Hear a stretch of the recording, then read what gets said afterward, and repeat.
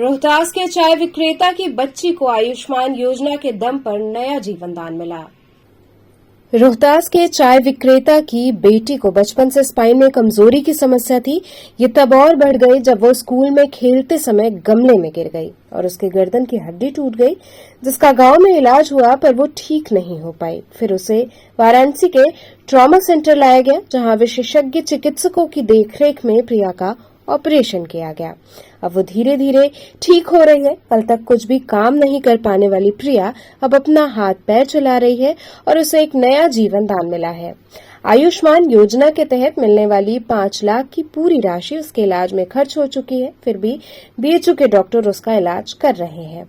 वहीं डॉक्टर कविता मीना से बात करने पर उन्होंने बताया कि प्रिया जब 7.5 साल की थी तब हमारे पास आई थी। उसके रीढ़ की पहली और दूसरी हड्डी में चोट आई थी और यहाँ उसका ऑपरेशन हुआ।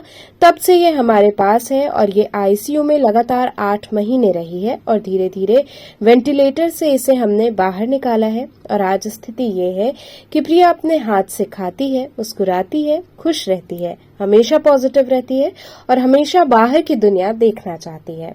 प्रिया का पूरा इलाज आयुष्मान योजना से हुआ था।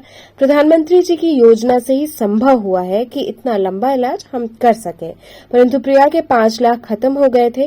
परंतु सरकार द्वारा दी जाने वाली अन्य सुविधाओं जैसे दवा और भी अन्य चीजें हैं जिससे हम लोग आज प्रिया का इलाज कर पा रहे हैं। जब आयुष्मान का पैकेज खत्म हो गया था फिर भी आईसीयू में इनको वही इलाज मिला जो मिलना चाहिए था। अभी फिर इसका आयुष्मान का पैकेज लग गया है। प्रधानमंत्री की योजना से कई लोगों का लंबा इलाज संभव हो सका है। प्रिया जब 7.5 साल की थी तब पहली बार हमारे पास आई थी। इसको जो रीढ़ की हड्डी है पहली और दूसरी, उसमें बहुत गहरी चोट लगी थी।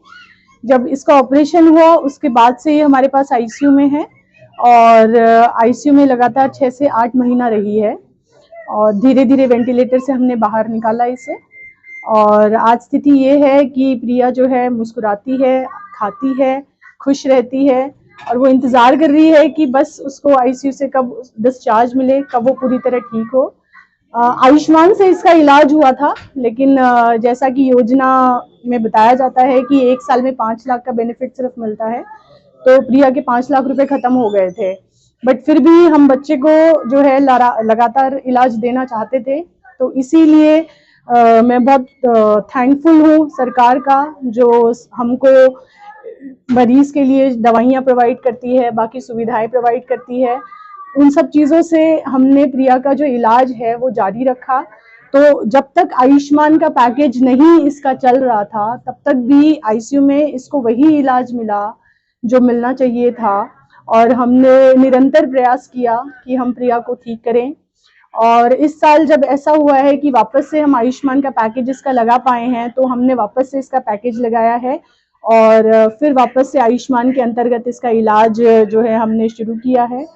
तो जो गवर्नमेंट की स्कीम है, चाहे अस्पतालों में पैसा देने की हो, चाहे आयुष्मान भारत की हो, ये मरीजों की जिंदगी बचाने में बहुत ही अहम भूमिका निभा रही है। और इसका उदाहरण प्रिया है, जो बहुत ही ऐसी स्थिति में थी जहाँ पे खुद को सपोर्ट नहीं कर पाती थी। वहां से आज आप देख सकते हैं कि वो ऐसी स्थिति में आई है कि खुद से अपना मोबाइल स्क्रॉल कर रही है और डिमांड करती है कि उसे क्या खाना है, क्या पीना है। बस अब हम इंतजार कर रहे हैं कि उसकी ट्रिक्योस्मी ट्यूब हम किसी तरह से निकाल पाए, क्योंकि जब हम ये कर पाएंगे तो हम प्रिया को जो है घर भेज पाएंगे ताकि वो अपनी नॉर्मल जिंदगी स्टार्ट कर सके।